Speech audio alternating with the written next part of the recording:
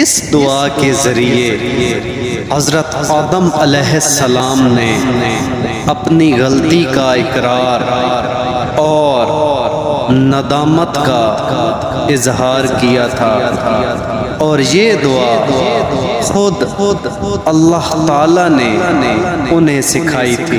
بسم اللہ الرحمن الرحیم۔